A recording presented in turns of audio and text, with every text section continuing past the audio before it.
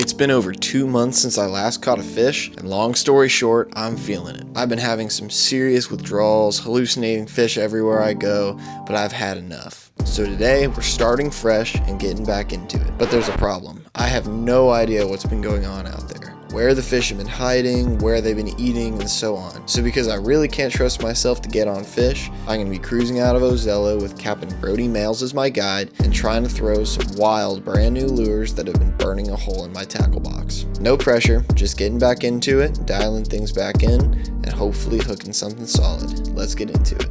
Oh, yeah, that was him. That was him. He's on me. Got him. Got him. Got him. Got him. Back out on the water today with Brody Males. Yes, sir. We just launched from a secret launch spot. It's early spring right now. The fish should be getting a little more aggressive. I haven't fished in almost 2 months. It's been very difficult, have withdrawals, seeing fish everywhere. It's ridiculous, but we're back out here. I'm gonna be trying to get back into the swing of things. Starting out the morning throwing some top water, some hard baits, and later in the day I've got some really cool jigs I'm gonna be trying out. But yeah, that's sort of the game plan out here today. We're gonna see what happens. Last time, oh, there's a fish that just shot off right there. It's probably a ray. Last time we popped off a big snook on the boat. But we're gonna see if we can catch some more of those today for y'all. So yeah, we'll see how it goes. All right, well I decided since Brody's throwing top water, I'm gonna go ahead and start throwing this little Bugs jig. This is their clicking minnow or clicker minnow. I probably won't have as much casting distance as I would with a hard bait, but I definitely want to show them a couple different things and sort of see what they are wanting, because who knows, the one day we both throw hard baits might be the one day they're eating jigs off the bottom, or they're wanting something a little more subsurface, a little more subtle. So I think we'll throw sort of both ends of the spectrum and we'll figure out exactly what they're preferring. Nice thing about this jig too that most jigs don't have is that little weed guard. You got a couple little gold flakes there, a big goofy looking orange eye. I don't know what this is, maybe rabbit fur or something like that. A little monofilament weed guard, and if you guys look underneath here, you got 4 little beads, and as you click it, those things are rocking back and forth, making a little bit of noise. Doesn't make much, honestly. I don't even think it's really gonna do a lot, but it might make a little difference. Ooh, I see a tail. That might be a mullet, but I saw a tail going right on the surface out there. Oh, I don't know if that was, oh yeah, that was him. That was him. Yes, that was the red tailing. That was not a mullet. Oh, that's why we do it. That is why we do it right oh there, man, that was so sweet. Saw him tailing from, I don't know, 15, 20 yards away. These lures might be little, but they can cast a mile. Oh yeah. That is, yeah, my drag ain't too loose. I can't remember what I set it at, but this guy's dogging. Now he's got the current to his advantage. He's sort of turning sideways, letting that current push him down. He's coming on up. Let's get you up here, buddy. Straight 15-pound mono. Oh, he's a little smaller than I thought. Mid-20s, low 20s. He put up a heck of a fight though. Smaller. Whew, very nice. Oh, check that out, you guys. Double spot on the tail. Got that little jig sticking right out of the corner of his mouth. Again, saw him tailing, saw the end of his tail kicking from pretty far away. Nice. Okay. Heck yeah.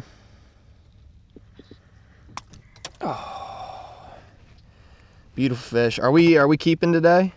Oh yeah, absolutely. This guy's probably a keeper. If you want to. All right, first fish of the day knocked off the board. Sun's barely up. This is awesome. This might be one of my new favorite lures.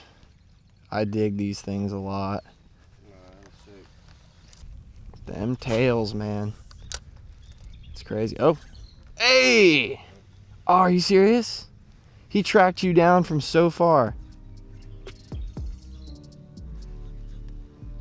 Oh. Oh, you suck. That frickin' fish. I hate him. Oh, what's that? What's that? Oh, he's on me. Got him. God, that's hot. That's a good one. Oh, that's so sick. 2 in a row, man. Seeing them sticking halfway out of the water. Each fish you catch is 10% mine because it's my boat. I guess. Woo! This one's a little bit bigger than last. I might tighten up on them just a hair. Oh, man. It's that outgoing tide. Any lower tide, those are always my favorites to fish. Pushes them out of the groves. Yeah, for real. Gets them out where you can get them a little easier. Yeah, honestly, it's probably a little bigger than the last. Bring him around this side. Come on, buddy. Head out of the water, you're done. There he is. Oh yeah, much bigger than the last. Phew. Check that thing out, right in the mouth. Yeah, he beat that thing up. I'm still gonna keep throwing it though. That thing is so pretty. I love the colors they get out here. You get dark bottom with clear water. You get super light bellies, super dark bronze coloring. All right, one last look at that chunk fish. Beautiful. All right, let's get him in there. There's a big sheep's head right there. I bet I could get him because he doesn't know we're here.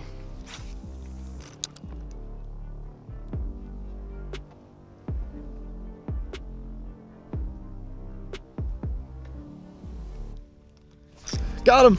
Got him!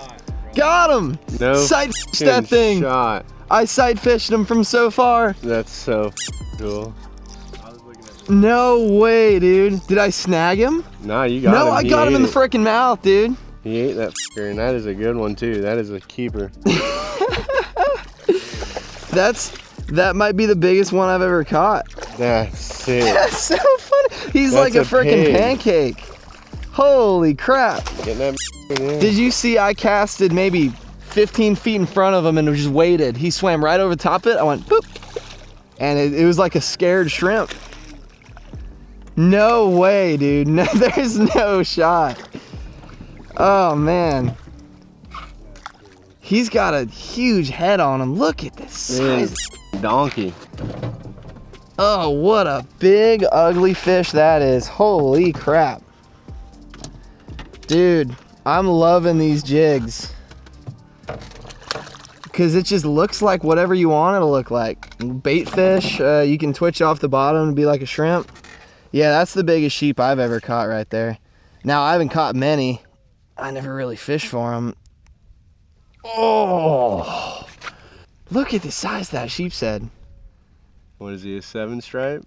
1, 2, 3, 4, 5, 6, 7. What do you count, black or white? Black. 1, 2, 3, 4, 5, 6, 7, yeah. That's a good one. That is a good one. Oh my goodness. Look at the head on him. I am blown away right now. Hell yeah, dude. That's awesome. What a gorgeous fish. Let me know if you want to give one of these things a try. I've got one that I think is going to do really good. I think the one with the super thick mono is probably not necessary because we're not fishing around super hard structure, but I've got one that's like a natural color, like pink. Kind of looks like a shrimp.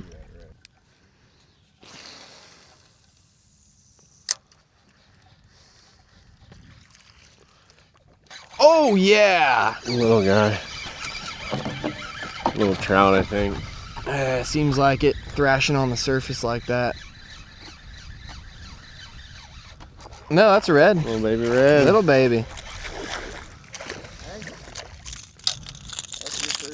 Broke the skunk, baby. Now settle down. Nice. Here, I'll get the big camera on you. Not on this guy. Not on that guy? No. When I slam a hog. That's when we'll do it. Unfortunately for Brody, that time would never come. For the next several hours, the fish were miss. Oh, yeah, I hate you. After miss. Oh, you frickin' suck, dude. Are you kidding me? He knows that thing so hard. After miss. Oh, he was literally, did you see that? Literally on, it was touching his nose. It's not even like he was close to it. He was touching it. We were almost ready to call it a day until we got an unexpected surprise toward the end of our trip. Really quick, y'all, before we get back into the video, I want to talk to y'all really quick about the tackle I was using today. For starters, we got this medium 7'6" rod. This is a Salt Strong slot machine. I also have a little 2500 series. This is their little Otis reel. The reel's nice. You know, I've been using it for probably 6 months to a year now. I've had zero issues with it. The rod is the absolute best medium rod I've ever used. I also have it spooled up with 10-pound white Beyond braid. I've been using this stuff for a while. It's not really white anymore. You know, it's a little off-white. It's been getting beat up. But this stuff's super strong. I think the breaking strength is almost 15 to 20 pounds. Last I checked, it's really, really strong. A lot thinner than most braid brands on the market. And really, unless you're trying to spend a ridiculous amount of money online with like Ocean Devil braids and everything, which are a lot thinner and a lot stronger, for the money, this is probably the best braid on the market. Sort of the main focus of the day is gonna be the lures. I am so stoked with the way that these things work today. I picked some up at Sodium Fishing Gear.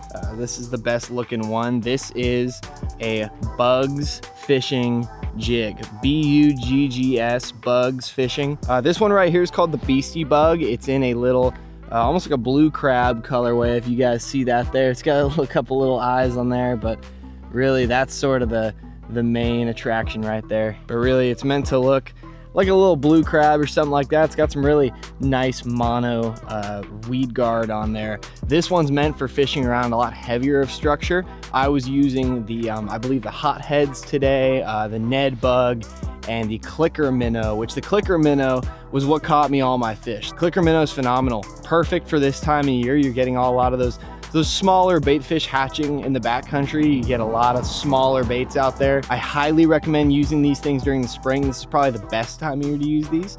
And of course, if you're trying to use them during maybe the winter or late spring, using one of those little Ned bugs during the winter is probably the best way to do it. But I'm done talking. If you guys want to look into any of the gear that I mentioned, anything I used in today's video, I'm gonna be leaving all of my gear in the description below. If you guys want to check it out, I'll throw it up there for you guys. That being said, let's get back into the video. Sometimes I feel like the redfish are stupid and they'll just eat anything. And then on a day where you keep throwing stuff at them and they keep looking at it and turning off, I'm like getting really specific about what I'm putting in front of them. 100 feet. That's cool. Oh yeah, this one looks so good. That's gonna get freaking destroyed. And I like that it's got the flat jig head so you can drag it on the bottom and it looks perfect. Yeah, I definitely think they're starting to push up a little closer to the shorelines and those shadows as it warms up.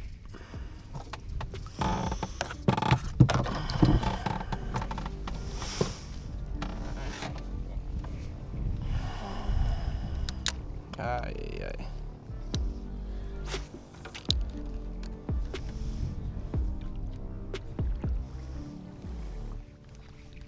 Got one.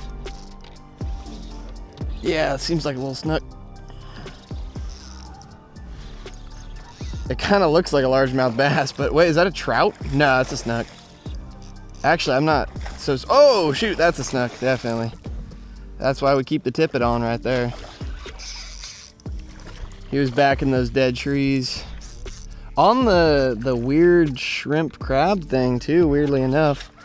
Not really a bait fish presentation, but he fell for it. Not a giant, but not a baby either. Come on.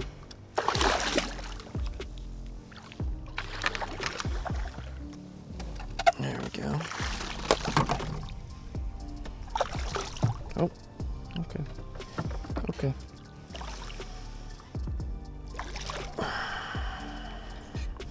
That definitely completes some kind of a slam right there.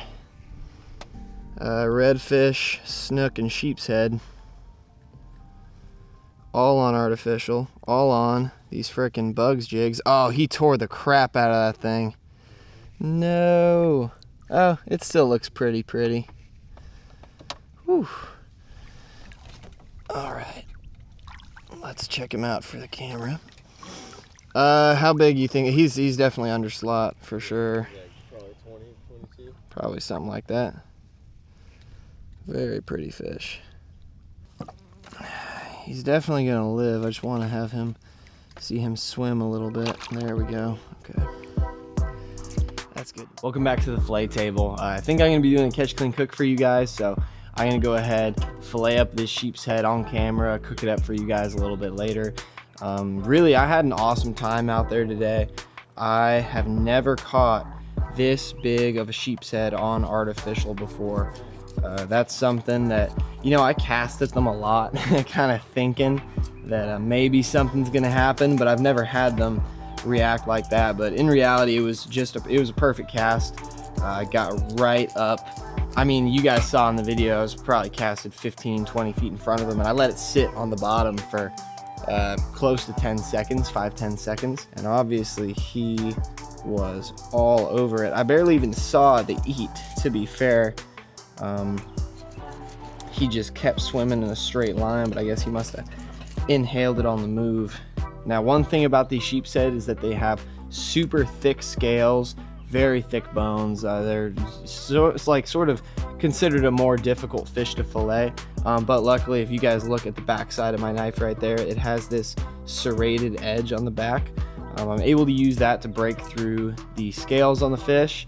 And then from there, I'll be able to use the sharp blade and work through the meat pretty efficiently.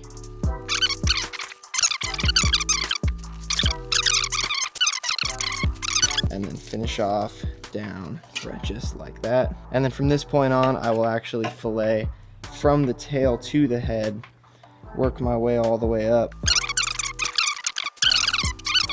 If you guys aren't aware, Brody's brother, Jesse Males, also has a fishing YouTube channel. He's a fishing filmmaker. His channel's Backwater Fly Fishing. If you guys are interested in checking out some videos that are quite frankly a lot better than mine, you can go ahead and check those out. I'll leave his link down below. But he's also a fly tyer, and Brody was saying that Jesse could actually tie some of those bugs jigs so that I don't have to keep buying them from the company. I would like to reach out to Bugs Fishing, see if they'll, you know, send over some lures for free. But each lure is like $5 to $10, and that's kind of insane for one lure that, you know, it's made of feathers and hair, so it gets torn up pretty easily. You guys saw I went through, I think, 3 lures while I was out there. That's, you know, can be upwards of $20, $30, and that is a lot to drop on lures. So we'll see what Jesse wants to do. He might be able to help us out. He's a busy guy. You know, I've been trying to plan something with him for a little bit, and he is very, very booked up, very busy, but we should be able to get some of those lures from him. That'd be pretty sick. Reason they're called sheep's head, and I know I've shown you guys a billion times, is if you guys look at his teeth, check those things out. Disgusting. They got human-like teeth. Those things are meant for crushing up crabs, barnacles, shrimp. I'm sure when he saw my little minnow kick up off the bottom, he probably just thought that it was like a scared shrimp or something like that.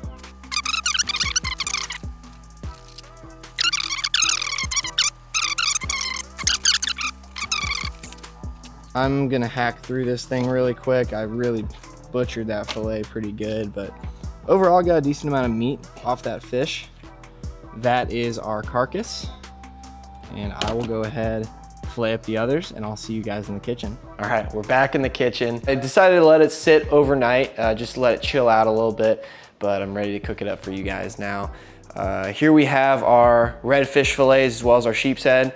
As you can see, there's only 3 redfish fillets right here. I already filmed this whole thing, breaded one, and the camera, we had some issues with it, so just pretend that didn't happen. Now, technically, you're only allowed to keep 1 redfish per person, but because, like you guys saw with me and Brody on the boat, we got 2 redfish, 1 sheep's head, and obviously he didn't want the redfish, so I got to keep both. But I decided to do sort of like a baked fish type thing. Over here we got a pretty standard like breaded, you know, like you got your egg wash, your panko, breadcrumbs, Parmesan cheese, stuff like that. We're gonna be dipping it in the egg wash, putting it in the breadcrumbs, throwing it in the pan, and then we're gonna be sitting it in the oven for probably about 15-20 minutes. We have a bit of thicker fillets of fish, so it might take a little bit more time, but it should be coming out really, really nice.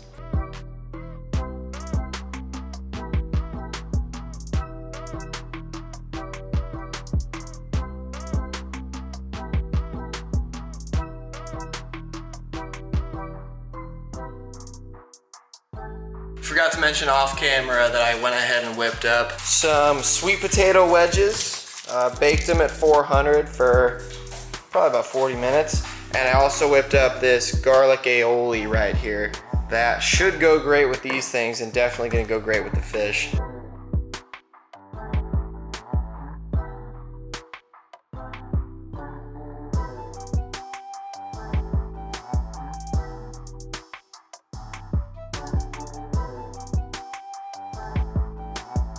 Get ready, you guys. I'm about to reveal Brody's secret launch spot. Oh my gosh. This is so crazy.